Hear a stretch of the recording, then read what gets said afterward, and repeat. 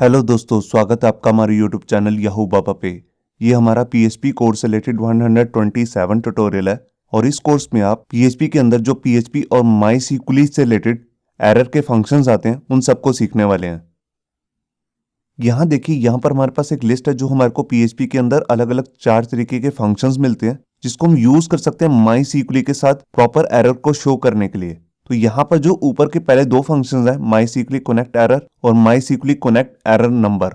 Error NO लिखा हुआ, इसका मतलब है एरर नंबर। ये दोनों फंक्शन जो हैं बेसिकली कनेक्शन के लिए यूज होते हैं। अगर कनेक्शन में आपको कोई एरर आ रहा है और उसको आप प्रॉपर देखना चाहते हैं कि क्या एरर है, तो इनका हम यूज कर सकते हैं। और इससे नीचे जो रिलेटेड 2 अलग अलग फंक्शंस हैं, माई सीक्वली एरर और माई सीक्वली एरर लिस्ट, इन दोनों फंक्शंस का यूज बेसिकली हम सीक्वल की कमांड के साथ करते हैं। अगर सीक्वल की कमांड में कोई एरर है और हम प्रॉपर देखना चाहते हैं कि क्या एरर है, तो हम इन दोनों फंक्शंस का यूज कर सकते हैं। तो ये शुरू करते हैं प्रैक्टिकल और देखते हैं कि हम इन चारों फंक्शंस को कैसे यूज कर सकते हैं। यहाँ देखिए, वेब ब्राउजर के अंदर मैंने अपनी एप्लीकेशन ओपन कर ली है जिसका नाम है PHP MyAdmin। और यहाँ पे देखिए हमारा एक डाटाबेस है टेस्ट नाम से। इसके अंदर हमने एक टेबल बनाया स्टूडेंट्स, यहाँ पे आपके सामने दिख रहे हैं। इसके अंदर हमने ऑलरेडी 6 रिकॉर्ड डाले हैं जिसमें ID नाम का एक कॉलम है, एक है फर्स्ट नेम और एक है लास्ट नेम। इसी टेबल को हम अपने इस ट्यूटोरियल में यूज करने वाले हैं। तो आइए शुरू करते हैं प्रैक्टिकल। यहाँ देखिए, वेब एडिटर के अंदर मैंने अपनी एक फाइल बना ली है mySQLerrorfunctions.php। अब यहाँ पर आकर सबसे पहला हमने काम क्या किया है, यहाँ पर मैंने एक कनेक्शन बनाया और इसके अंदर होस्ट का नेम दिए, यूजर नेम और उसका टेबल का नेम। और यहाँ पे हमने फंक्शन लगाया डाई। अगर ये फंक्शन रन नहीं होता तो उसके बाद हमारे पास ये मैसेज आ जाएगा कनेक्शन फेल्ड। और इसके बाद यहाँ पर हमने एक कमांड लिखी है स्टूडेंट नाम से, सेलेक्ट स्टार फ्रॉम स्टूडेंट, और इसको यहाँ पर रन कर दिया। और उसके बाद यहाँ पर हमने एक कंडीशन के अंदर ये चेक किया है, अगर इसको एक सिंगल रिकॉर्ड भी मिला है, मतलब कि अगर रिकॉर्ड जो है वो 0 से ज़्यादा है, तो यहाँ पर हमने व्हाइल लूप चला के सारे रिकॉर्ड्स दिखा दिए हैं स्टूडेंट टेबल के। मैं अभी आपको ब्राउजर में चेक भी करा देता हूँ। ये देखिए, यहाँ पर हमारे पास वो सारे 6 रिकॉर्ड आ रहे हैं जो भी मैंने आपको चेक कराए थे, जो एग्जिस्ट कर रहे हैं हमारे स्टूडेंट नाम के टेबल के अंदर। अब सबसे पहले मैं आपको यहाँ पे चेक कराता हूँ, जैसे कि हमारे यहाँ पे कनेक्शन बना हुआ है, आप देख रहे हैं। अगर मैं इसमें कुछ भी चेंज कर दूं, अगर मैं यहाँ पर हमारा जो डाटाबेस है उसका नेम रख दूं 1, टेस्ट 1, अभी इस नाम का कोई भी हमारे पास डाटाबेस नहीं है, तो देखते हैं कि हमारे पास क्या एरर आएगा। तो यहाँ मैंने फाइल को सेव किया और यहाँ आकर पेज को रिफ्रेश किया। ये देखिए, यहाँ पर हमारे पास जो अपना लिखा हुआ मैसेज है वो तो आ रहा है कनेक्शन फेल्ड। उसके अलावा ऊपर एक अलग से मैसेज आ रहा है जिसमें हमने लिखा है अननोन डाटाबेस टेस्ट 1। यहाँ से जस्ट हमें इतना तो पता लग रहा है कि हमारे पास इस नाम का कोई भी डाटाबेस नहीं है। मान लीजिए अगर इससे रिलेटेड कोई और एरर हो जो हमारे को यहाँ पे समझ में ही ना आए कि वो क्या एरर है, तो उसको भी हम दिखा सकते हैं प्रॉपर। तो उसके लिए हमें यहाँ पर अपना फंक्शन यूज करना पड़ेगा जिसका नाम है mySQLconnectError। तो देखिए उसको मैं शो कैसे करता हूँ। यहाँ मैं पहले कॉलन लगा लेता हूँ क्योंकि इसी के बाद हम डाई फंक्शन के अंदर ही उसे यूज कर रहे हैं। आप इसके बाहर भी इसे यूज कर सकते हैं। तो यहाँ मैंने लिख लिया mySQLconnectError। ये देखिए, अब ये फंक्शन बेसिकली करता क्या है, ये हमारे को एक प्रॉपर मैसेज देता है कि एरर कहाँ पर है। तो देखिए, मैंने यहाँ पर फाइल को सेव किया और यहाँ आकर फाइल को रिफ्रेश किया। ये देखिए, यहाँ पर हमारे पास प्रॉपर मैसेज दिखने लग गया, अननोन डाटाबेस टेस्ट 1।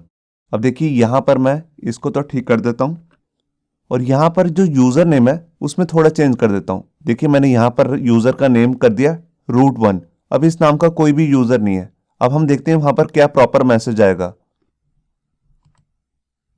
ये देखिए, यहाँ पर जो हमारे को mySQLconnectError ने मैसेज दिया है वो है ये access denied for user root1, मतलब कि इस यूज़र को कोई भी असेस नहीं है। तो यहाँ से हमें क्लियर हो रहा है कि इस नाम का बेशक कोई यूज़र नहीं होगा या उसका पासवर्ड अलग होगा। और इसी तरह अगर मैं यहाँ पर जो हमारा होस्ट नेम है उसमें कुछ चेंज कर दूँ, यहाँ मैंने लिख दिया लोकल होस्ट 1 और यहाँ मैंने फाइल को सेव किया और यहाँ के रिफ्रेश किया। तो देखिए यहाँ पर जो हमारे को फंक्शन ने मैसेज दिया वो है प्रॉपर मैसेज। ये यहाँ पे लिखा हुआ सीधा सा no such host is known, मतलब कि इस नाम का कोई भी होस्ट इसे नहीं मिला। तो ये था हमारा पहला फंक्शन जिसका नाम है mySQLconnectError। अब इसी से रिलेटेड एक हमारे पास दूसरा फंक्शन भी है जो कि कनेक्शन में हम यूज कर सकते हैं, उसका नाम है mySQLconnectError नंबर। तो यहाँ पे आपको ERR के बाद NO लिखना है। नो का मतलब है नंबर। ये फंक्शन बेसिकली करता क्या है, ये फंक्शन हमारे को जो भी एरर होगा उसका एक नंबर रिटर्न करता है। मैं अभी आपको चेक कराता हूँ। ये देखिए मैं यहाँ आया और मैंने पेज को रिफ्रेश किया तो देखिए यहाँ पर मैसेज आ गया 2002। तो ये एक एरर नंबर है। मैं आपको यहाँ पर इसको लोकल होस्ट ही कर देता हूँ और यहाँ पर जो हमारा डाटाबेस का नेम है उसको रीनेम कर देता हूँ। यहाँ मैंने कर दिया test1। अब मैंने यहाँ पर फाइल को सेव किया और यहाँ आकर पेज को रिफ्रेश किया। ये देखिए यहाँ पर जो एरर नंबर है वो चेंज हो चुका है, वो है 1049। तो इस तरह जितने भी एरर्स होते हैं उन सबका अलग अलग एक नंबर होता है। अब आप यहाँ पे ये सोच रहे होंगे कि यहाँ पर हम इस नंबर का करेंगे क्या, इस नंबर से तो हमारे को कुछ भी पता नहीं लग रहा। देखिए हम इस एरर नंबर का यूज जो है अपनी इफ कंडीशन या स्विच केस बना के कर सकते हैं। अगर हम एक प्रॉपर अपना खुद का एक मैसेज बना दें और उसके अंदर कुछ ऐसा लिख दें कि if error is equal to 1049, मतलब कि इस तरह का कोई भी एरर अगर आए तो वहां पर आप कोई भी प्रॉपर एक डिस्प्ले मैसेज दिखा सकते हैं। तो ये थे बेसिकली हमारे पास दो कनेक्शन से रिलेटेड फंक्शंस। अब मैं इसको ठीक कर देता हूँ। या मैंने फाइल को सेव किया और ये देखिए सारे रिकॉर्ड आ चुके हैं। अब इसके बाद यहाँ पर हम SQL कमांड के अंदर जितने भी एरर्स होते हैं उनको देखने के लिए भी हमारे पास दो अलग अलग फंक्शंस आते हैं। देखिए जो पहला फंक्शन है उसका नाम है MySQL एरर, तो उसको भी हम यहाँ पर यूज कर सकते हैं डाई फंक्शन के साथ। तो देखिए यहाँ पर मैं कॉलन लगा देता हूँ। पहले तो हमारे पास यही मैसेज आ जाएगा क्वारी अनसक्सेसफुल। उसके बाद यहाँ मैं कॉन्कैट करके अपना फंक्शन यूज कर लेता हूँ MySQL एरर। और इस फंक्शन के अंदर आकर यहाँ पर मेरे को पास करना होता है अपने कनेक्शन का नेम। तो देखिए हमारा जो कनेक्शन का नेम है वो है कॉन, या मैंने इसे पास कर दिया। अब मैं यहाँ पे क्या करता हूँ, यहाँ पे SQL की कमांड में कुछ चेंज कर देता हूँ। देखिए जैसे मैंने यहाँ पर कर दिया स्टूडेंट, तो इस नाम का कोई भी टेबल नहीं है। तो यहाँ मैंने फाइल को सेव किया तो एक प्रॉपर मैसेज आ जाएगा एरर का। मैं आपको दिखाता हूँ। ये देखिए यहाँ पर ये तो हमारा लिखा हुआ मैसेज था क्वेरी अनसक्सेसफुल। उसके बाद यहाँ पे आपको दिख रहा है table test dot student does not exist, मतलब कि इस तरह का कोई भी टेबल एग्जिस्ट नहीं करता। तो आपने देखा कि इस क्वेरी की हेल्प से हमारे पास एक प्रॉपर एक मैसेज आ रहा है। देखिए मैंने यहाँ पर चेंज कर दिया। अब मैं यहाँ पर फ्रॉम के साथ यहाँ पे एस लिख देता हूँ। तो अब देखते हैं कि हमारे पास क्या एरर आएगा। यहाँ मैंने फाइल को सेव किया और यहाँ आकर फाइल को रिफ्रेश किया।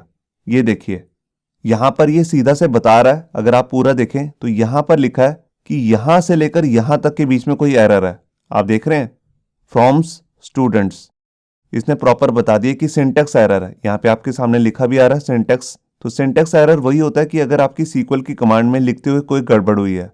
तो यहाँ मैं इसे ठीक कर लेता हूँ। तो आपने देखा कि कैसे हम इसे यूज कर सकते हैं MySQL एरर को रेक्टिफाई करने के लिए। अब इसके बाद हम अपना लास्ट फंक्शन देखते हैं जिसका नाम है MySQL एरर लिस्ट। बेसिकली ये फंक्शन जो है ये हमारे को एक एरर रिटर्न करता है जिसमें हमारे पास एक प्रॉपर मैसेज होता है, एरर नंबर होता है, और जितने भी ये मैसेज होगा ये हमारा सिर्फ SQL कमांड से रिलेटेड ही होगा, जो भी हमने SQL कमांड में गड़बड़ की है। तो देखिए उसके लिए मैं यहाँ पे क्या करता हूँ, मैं यहाँ से और हटा देता हूँ और इस लाइन को मैं यहीं बंद कर देता हूँ। ये देखिए अब नेक्स्ट लाइन में जाके मैं यहाँ पे अपना फंक्शन यूज करूँगा। मैं इस वाले डाटा को पहले रिमूव कर देता हूँ डाई को, और इससे पहले यहाँ मैं अपना फंक्शन यूज करूंगा जिसका नाम है MySQL एरर लिस्ट। ये देखिए अब जैसा कि मैंने आपको बताया कि ये एक एरर रिटर्न करेगा, तो इसको हम इको नहीं कर सकते, हम इसको प्रिंटर फंक्शन की हेल्प से देख सकते हैं। तो देखिए इसको मैं फंक्शन को पूरे को प्रिंटर फंक्शन के अंदर डाल देता हूँ। ये देखिए, और यहाँ पर आकर मैं क्या करता हूँ, मैं जस्ट टेबल का नेम चेंज कर देता हूँ। यहाँ मैंने फाइल को सेव किया यहाँ पर और यहाँ आकर रिफ्रेश किया। यहाँ पर एक गड़बड़ होगी हमारे से, हमने उसके अंदर कोई भी पैरामीटर नहीं दिया है। तो यहाँ पे प्रॉपर एक पैरामीटर होता है, वो होता है कनेक्शन का नेम। तो हमारा जो कनेक्शन है वो है कॉन।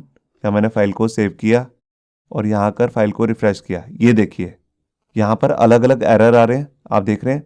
यहाँ पर हमारे को पहला मिला है की जो है वो है एरर नंबर। तो देखिए एरर नंबर भी आ रहा है। फिर उसके बाद कुछ लिखा है SQL स्टेट। SQL की अलग अलग स्टेट्स होती हैं, उसका प्रॉपर एक नंबर होता है। उसके बाद एग्जैक्ट एरर क्या है वो हमारे को एरर नाम की की के अंदर मिला है, table test dot student does not exist. और अगर मैं यहाँ पर जाके नेम तो ठीक कर देता हूँ और यहाँ पर फ्रॉम के साथ फ्रॉम्स लिख देता हूँ, तो ये एक सिंटेक्स एरर है। अब मैं आपको दिखाता हूँ कि वहाँ पर एरर नंबर भी चेंज हो जाएगा। तो देखिए अभी जो एरर आ रहा था वो था 1146। मैंने फाइल को रिफ्रेश किया तो यहाँ देखिए एरर नंबर चेंज हो चुका है 1064, और नीचे आपको मैसेज भी जो है वो भी चेंज हो चुका है। ये दिखा रहा है ये एक सिंटेक्स एरर है। तो ये भी हमारे पास एक फंक्शन होता है MySQL एरर लिस्ट, जिसको हम यूज कर सकते हैं एरर को प्रॉपर शो करने के लिए। तो ये थे बेसिकली हमारे पास PHP और MySQL से रिलेटेड अलग अलग 4 तरीके के एरर फंक्शंस। होप सो आपको ये हमारा वीडियो ट्यूटोरियल अच्छा लगा होगा। अगर अच्छा लगा है तो वीडियो को प्लीज़ लाइक करना मत भूलिए। अगर आप ऐसे ही रेगुलर अपडेट्स चाहते हैं तो हमारे चैनल याहू बाबा को सब्सक्राइब करना मत भूलिए। Thank you.